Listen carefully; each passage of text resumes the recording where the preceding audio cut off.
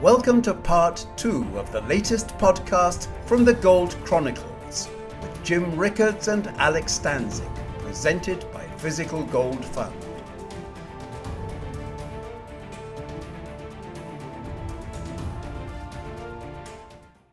Although it was interesting, the comment you meant about when they're developing this weapons program and they have failures, that people tend to laugh about it and go, well, it's not a serious thing. But I think people forget that, well, first of all, maybe a lot of people don't know, but the same technology that's needed to fire an ICBM, an intercontinental ballistic missile, is essentially the same technology that's necessary to put our objects into orbit. Right. And, you know, you were talking about the rate of success for shooting things down like that. I mean, they're moving at like 6.951 miles per second. These things are really cruising along, and to figure out how to do that is no easy thing. I think people forget that even in the U.S. space program, it wasn't like success after success. There were a lot of failures on the road to that. So I think you're right. I think there's a credible threat that they are continuing to develop and move along.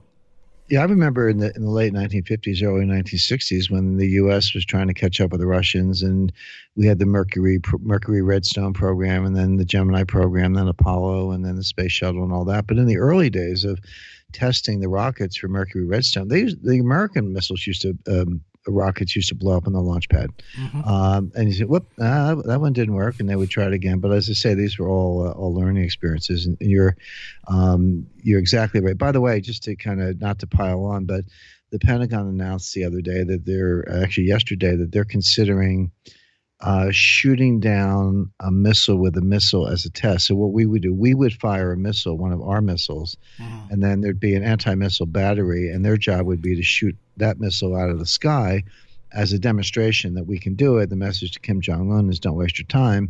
Mm-hmm. But that's a high-stakes gamble, because what if we shoot our missile and our anti-missile misses? Now, we're controlling the whole thing, so hopefully they rig it in our favor. But even if it hits, which, you know, hopefully it does, I think anyone who is fair-minded about it would say, you know, your success rate's never going to be north of 50%. Yeah. Okay, so continuing in this vein of geopolitics that we're in right now, there's this sort of a hot topic. I don't really consider it a hot topic, but the media seems to be making a really big deal out of it. And that's this idea that Trump improperly shared intelligence with the Russians. Is this an issue? Is it a non-issue? Or is the media blowing this up, or is there real substance here? What do you think? The media is definitely blowing it up. Now, here's the thing. I've heard a lot of people say, you know, Trump leaked information to the Russians. Well, first of all, the president can't leak anything. The president can reveal information. The president can share information. He's the commander in chief. He can do whatever he wants with that intelligence, and the president has the last word on what's classified or declassified or shared with anybody. So the president revealed information, but he didn't leak information. So that's and you do see the word leak used a lot, and that's just incorrect. So that's in the fake news category. But let's come back to what he did do, which is he revealed some sensitive intelligence that would otherwise have been classified to the Russians. Good idea, bad idea? Well, that's debatable. You know, a lot of people say that's a horrible idea. You know, he gave up sources. We can't trust the Russians. They'll tell the Syrians, you know, et cetera, et cetera. And okay, that's an argument. I'm not dismissing that. But the other side of the argument is, look, if we're getting ready to confront China and getting ready for a war with North Korea, we better have the Russians at our side. We better make friends with the Russians, because there are really only 3 countries in the world that count, Alex. I hate to break it to the Brits and the Germans and a lot of others, but, you know, China, Russia, and the United States are the only 3 countries that really count. They're the 3 of the 5 biggest by land mass, among the 5 or 6 biggest by population. Russia's a little smaller by population, energy output, but most importantly, military capability and nuclear arsenals, and they're the 3 superpowers in the world. Now, in any three-handed game, whether it's poker or Risk, it's always 2 against 1. Now, whether that's explicit, implicit, behavioral, whatever. You know, the oldest joke in poker is if you're at a poker game and you don't know who the sucker is, you're the sucker. The old board game Risk. Whenever you start out with 5 or 6 players, you pretty quickly get down to 3. And then 2 of them would, one way or the other, just gang up on the other one, wipe them off the board, and then turn around and fight each other to see who won. So that's just how you play a 3-handed game. Now, if we're going to confront China, which we are, we better be friends with Russia, because you don't want to be confronting Russia and China at the same time. You don't want to be in a war in North Korea, in some kind of shooting match in the South China Sea, and not have a relationship with Russia, because they'll just roll through Ukraine. They'll roll through, parts of Central and Eastern Europe. They'll, maybe roll up the Baltics. So you want to fight a war in Korea and the Baltics at the same time? That was the Pentagon's worst nightmare, was the 2-front war. And we used to have, this goes back to the 70s, we used to be able to fight what we call 2.5 wars. 2.5 wars meant we could fight a war in the Pacific or Asia. We could fight a war in Europe and a half a war somewhere else, maybe Africa or Cuba or someplace like that. Today we're lucky if we can do 1.5 wars, but we can't do 2 wars. And so you need, and this was the thinking behind all of Trump's people. Jeff Sessions, Jared Kushner, Mike Flynn. All of them reaching out to the Russians during the transition, those meetings with the ambassador, that was all about getting relations with Russia back on track so we can prepare to confront China. Now, where it blew up is, and this is idiotic in my view, they all lied about it. I don't see why you have to lie about it. Like what I just described, you can take that right out of Henry Kissinger's new book, New World Order. This is balance of power politics 101. Right. You're going to mix it up with China. You better have Russia. So we should have been talking to the Russians. So my view is talking to the Russians is really, really smart, and lying about talking to the Russians is really, really dumb. Mm-hmm. And the reason Flynn got fired, and like Jared Kushner is now apparently reportedly under FBI investigation, and Jeff Sessions had to recuse himself, was because they all, lied or misrepresented one way or another their contacts with the Russians. That was just stupid in my view. And I don't know why they were hanging their heads about it. I would have been upfront and say, hey, it's a dangerous world. You think Putin's a thug? Well, meet President Xi Jinping of China. Ask Bo Xilai if he got the kid glove treatment once he was rounded up. We haven't heard much from Bo Xilai lately. So China has more human rights abuses. They have firing squads. They have slave labor. They have child labor. They, killed 25 million girls in the one-child policy. None of these people are particularly nice people. If you want to pile on Putin, fine. He's a bad actor. He's a killer. But, that's the world we live in. But all I know is if you're going to confront China, you want to build bridges to Russia. I think that was a smart policy by Trump. But it's blown up for 2 reasons. Number one, his people mishandled it by, kind of hiding in the shadows and the bushes and lying about it. And then 2, it fed into this completely separate, ridiculous narrative that somehow, Putin won the election for Trump. Did the Russians use sources and methods and operatives and hacking and other tools to influence public opinion in the United States, maybe in a way that disfavored Hillary and favored Trump? Of course they did. Absolutely. And we do that to them. You don't think we were there in Ukraine working actively to depose the pro-Russian president of Ukraine? This is how the game is played. So that comes as no surprise. But beyond that, the idea that we were seeking to improve relations doesn't strike me as odd or problematic or uncalled for. But boy, did they mishandle it. Now they can't even be seen in public with a Russian, which is too bad. Now, what's interesting is that coming up July 7th and 8th in Hamburg, Germany, you're going to have the G20 meeting, and that'll be the first face-to-face meeting between Trump and Putin. So that's certainly going to get a lot of attention.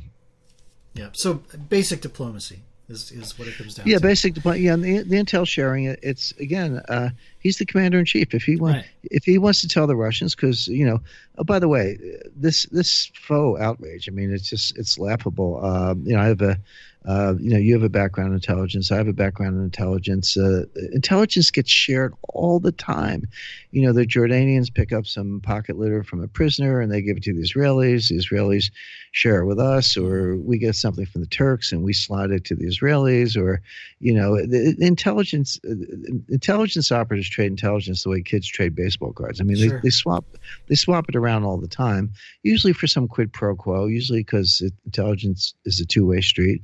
But this idea that somehow he uniquely and clumsily revealed some hypersensitive stuff is just nonsense and a good example of media bias. Yep, I agree.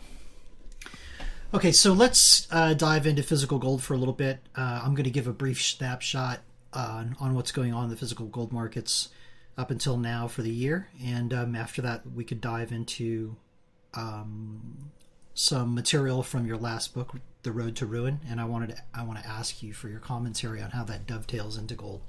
So right now, gold flows are still going basically west to east. This is no news really to anybody on this podcast, but it's continuing. U.S. based gold funds have been pretty flat as of late. In Q1, Germany and UK actually led the investment in gold funds. We're talking as much as 6 times as much capital was invested in gold through Germany and UK as was coming from the United States in Q1. In addition to that, export data has shown us that India is basically back on top of the stack in terms of gold flow from Switzerland. So they're taking more right now than Hong Kong and China combined. We're talking from Switzerland. I'm not talking all sources, but just as Switzerland. And they've been the top destination basically from January through April. Overall, though, Asia is accounting for about 74% of Switzerland's total gold exports, which means it's still basically a one-way street in terms of physical flow. If we look at China specifically, in Q1, Chinese gold imports were up something on the order of like 64.5%, and their domestic production is actually dropping. So the premiums so far this year have pretty much skyrocketed, unlike anything in the last probably 2 to 3 years. And then finally, and here's something that I found to be really interesting, is that our sources are projecting that mining production is going to start dropping off after 2018. And this is sort of a combined consequence of really sharp cuts in capital expenditure for new production.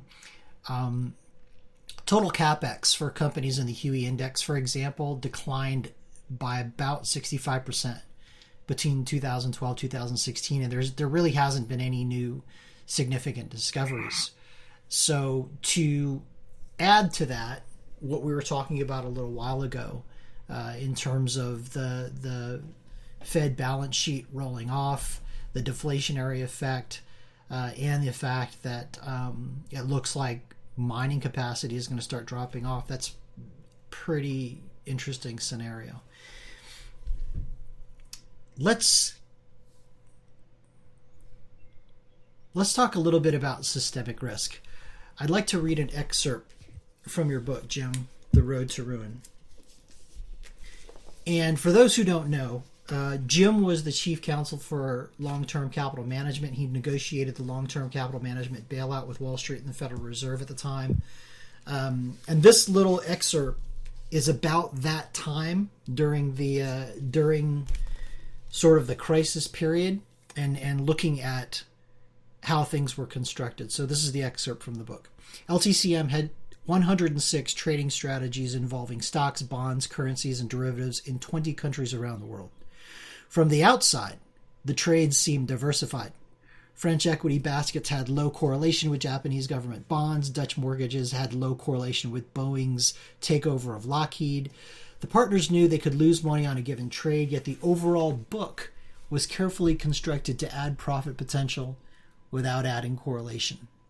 And then in the next paragraph it says, this diversification was a mirage. It existed only in calm markets when investors had time to uncover value and cause spreads to converge. However, there was a hidden thread running through all 106 strategies that Scholes later called conditional correlation. All the trades rested on providing liquidity to a counterparty who wanted it at the time. So, Jim, what are your thoughts here on what you're seeing today? How portfolios are constructed today? Do you see similar risks that apply? Maybe not necessarily the exact same vehicles, but in terms of how the portfolios are constructed versus systemic risk. And what are your thoughts on gold and how it factors into this? Well, I absolutely do, and let me expand on that briefly. And by the way, the Scholes that you mentioned in that excerpt, Alex, is, of course, Myron Scholes, the winner of the Nobel Prize in Economics in 1997, and one of our partners at Long-Term Capital Management. And I worked in the same office with Myron for 6 years. Yeah, and that conditional correlation was, meaning it's not normally there, but it's there when you least expect it, and it's what takes you down. Now, I definitely see this happening again in the same way that having lived through the long-term capital experience in 1998, I mean, really a front row seat. So I saw the P&Ls every day. I knew all the positions. I negotiated the bailout. I talked to the banks, the Treasury, the Fed. So really almost no one knew more about it than I did, not because I was the head trader or risk manager, but because I wrote all the contracts and then I had to unwind them all and do the bailout. And I spent years afterwards, because I was a lawyer. I'm still a lawyer technically, but at the time I was acting in a legal capacity. That's why I did the bailout. But for years afterwards, I was very unsatisfied with my understanding of what had happened from a risk management point of view. And I spent, a decade studying, physics, complexity theory, network theory, graph theory, applied mathematics, behavioral economics, every field I could find to help explain what happened, which I ultimately did, and then was able to move forward from there and build new models that work much better. But beginning in 2005, I ran around warning about the next crisis. Now, I didn't say, on September 15th, 2008, Lehman Brothers is going to file for bankruptcy. I wasn't that granular, but I didn't need to be. I could just look at the macro and see the size of the balance sheet, the fact that they had got rid of derivatives regulations so you could trade derivatives on anything, the fact that Basel II had basically gotten rid of serious capital constraints and banks could do value at risk as their capital measure, the SEC getting rid of the 15-to-1 leverage ratio on certain assets. They repealed Glass-Steagall so banks could act like hedge funds. I mean, every single thing they did between 1999 and 2005 was the opposite of what you would have wanted to do if you wanted to make the system safer. So I was lecturing at the Kellogg School at Northwestern at the time, and also the School of Advanced International Studies, and I did a lecture at the Applied Physics Laboratory, and I have all those old lecture notes, and I said this system is going to blow up and it's going to be worse, and sure enough, that's what happened. I see the same thing happening again. Now, it's always the same and it's always different. Let me explain what I mean by that. Every financial panic is the same. The best description I've ever heard of a financial panic is everybody wants their money back. Everybody wants their money back because people think they have money that's not really money. So you'll hear people say, I've got money in the stock market. I've got money in the bond market. I've got money in real estate. Well, no, you don't. You have stocks, bonds, and real estate. You don't have money. If you want money, you got to sell that stuff and get the money. And guess what? When you do, everyone else is going to be selling at the same time. The price is going to be plunging. There's going to be fear, blood in the streets, and your money, so-called, is going to be disappearing. So that's what happens when people want to liquidate assets, get out. They want to do it all at once. It feeds on itself, and they want their money back, real money, not dollar-denominated assets that are melting before your eyes. That's what a financial panic is. So that's what I mean when I say they're all the same behaviorally. But they're all different because there's a different catalyst every time. 2007, there was a subprime mortgages. I can't imagine subprime mortgages being a problem now. I mean, we don't even have subprime mortgages, barely. I mean, there were $1 trillion of them in 2007, and then $6 trillion of derivatives on the subprime mortgages, counting Alt-A is a slightly better but still pretty junky kind of mortgage. So that's not a problem now. The banks are tough. The regulators are tough. The down payments have gone up. The credit standards have gone up. So the next problem is not going to come from the mortgage market, but could it come from Chinese credit? Could it come from Well, probably won't come from Bitcoin. That's too small, but that'll get ugly when the time comes. But whether it's an emerging markets currency crisis, a Chinese credit crisis, the U.S. stock market suddenly crashing because they wake up and realize that none of what Trump said he was going to do has actually happened. I mean, you look at how the stock market went up between November 8th and March 1st, 15%. It's gone sideways since then, a couple new highs, but pretty much sideways. But 15% in those 3 months based on Trump promises of tax cuts, Obamacare repeal, the wall, infrastructure spending. Not one of those things has happened, by the way. None of them have happened. And may not happen this year, may not even happen next year because it's an election year. So let's see how it plays out. And I understand the difficulties. I'm not blaming Trump. I'm just saying that the market priced a lot of good things that haven't happened, meaning it's very vulnerable to repricing, and that could get disorderly. So it could come from a lot of different sources. But so to that extent, and by the way, it's a lot more. There's $100 billion more leverage in the system. Or more debt, I should say. I mean, there's leverage all over the place when you count derivatives. So the scale of the system, the concentration of assets, the use of leverage, the use of non-transparent derivatives, all of those things are worse than they were in 2008. And that by itself would tell you that the next crisis will be exponentially worse and really beyond the ability of the central banks to cure, because, as we said earlier in the podcast, they haven't normalized their balance sheet yet.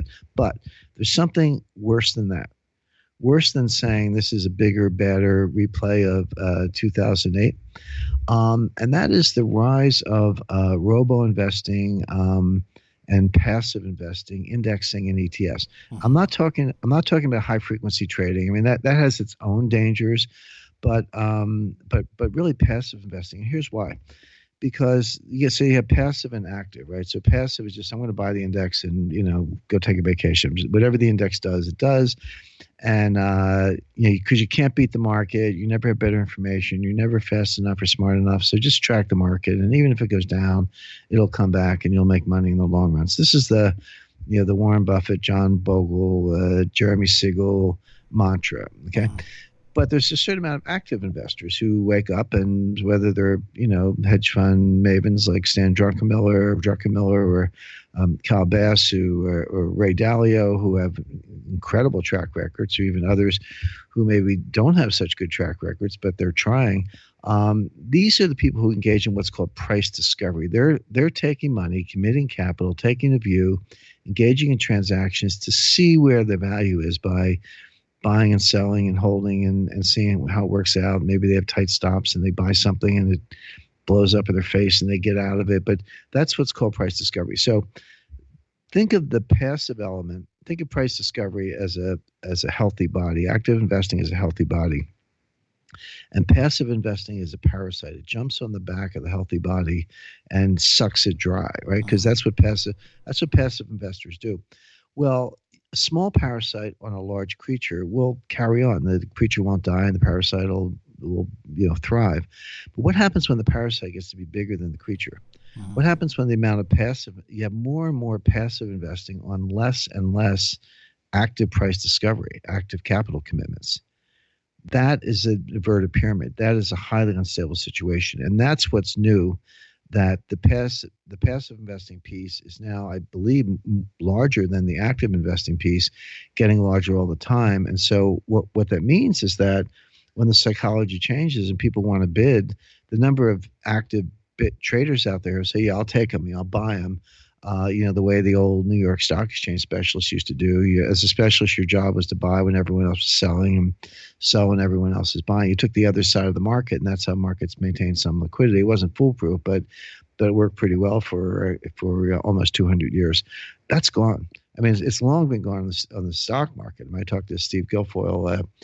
His nickname is Sarge. He's the head of floor operations at the New York Stock Exchange. I was down on the floor of the stock exchange with Sarge, and he said, Jim, there is no liquidity down here. Don't let anyone tell you otherwise. And I said, I kind of thought that, but hearing it from you, I know it's true.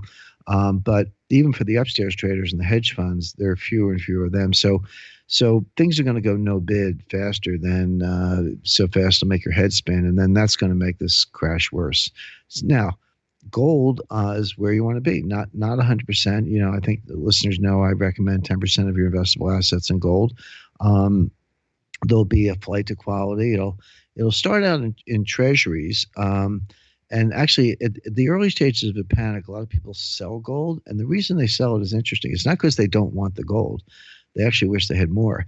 They sell it because it's liquid. Even when, and that's contrary to everything I said. I said everything becomes illiquid. The one thing that, gold can go up and down, but I've never seen it go illiquid. I've never seen it where it went no bid. And so people sell gold, not because they want to, but because they have to. But that passes pretty quickly. And then it's just, hey, get me some gold. Where's the gold? And then, so gold goes up, treasury bills will go up. There may come a time when treasury bills hit the wall because you're like, wait a second, I'm getting out of everything else into treasury bills, but is that a smart idea?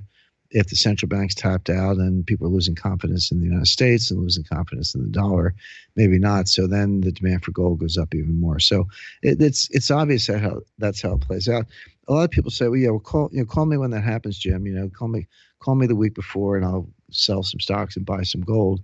And my answer is twofold. Number one, I'm not going to know the week before. I'll see it coming using the models I've developed, and I'm actually warning about it right now on this podcast.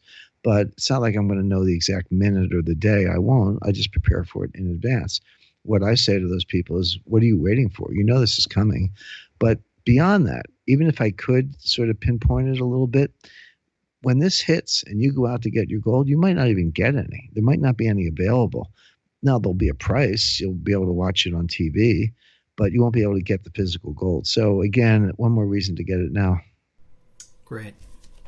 Let me add a little bit to that, and then we'll wrap this up. One thing that I found interesting in what you were just saying is that the common thread there is always liquidity. I was in Minneapolis recently meeting with some money managers, and it's interesting how often that question comes up. How liquid is it? How liquid is gold, basically? And I'm basically saying this for the benefit of the listeners who don't understand how deep the gold markets are. It's basically a 7 trillion market cap. If you took all the gold, above ground gold in the world, it's worth about $7 trillion.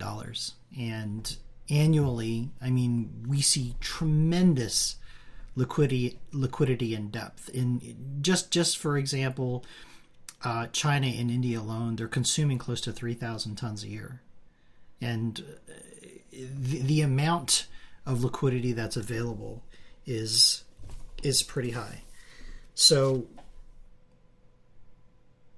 the other thing that you had mentioned that I thought was interesting is that gold initially will drop down because of its liquidity properties. It'll sell off a little bit. That's exactly what happened in 2008, the financial crisis. It went down initially with everything else, but it ended up 6% on the year, which is, I think it was the only assets that in the world that did that. Right. So I think that about wraps up our time. Do you have any last things you want to add about that last part there, Jim? No, just I think my advice is pretty much unchanging, which is allocate 10% of your investable assets to gold. By the way, I define investable assets. I always say take your home equity and your business equity. So if you're you got a pizza parlor or an auto dealer, or you're a doctor, lawyer, dentist, whatever, you've got some business equity. So put that, your home equity, to one side. You don't want to be betting with that. Whatever you have left, those are your investable assets. I recommend 10% of that for gold. If nothing happens to gold, you're not going to get hurt with a 10% allocation. But if the kind of scenarios I'm describing do happen, that may be the winner that protects your losses against the entire rest of your portfolio. Mm-hmm. All right, Jim, I appreciate your time. This has been a great discussion. As always, look forward to doing it again next month. Enjoy your weekend, and thank you for being on. Thanks, Alex. You have been listening to The Gold Chronicles with Jim Rickards and Alex Stanczyk, presented by Physical Gold Fund. Recordings can be found at physicalgoldfund.com/podcasts. You can register there for news of upcoming interviews with Jim Rickards and other world-class thinkers.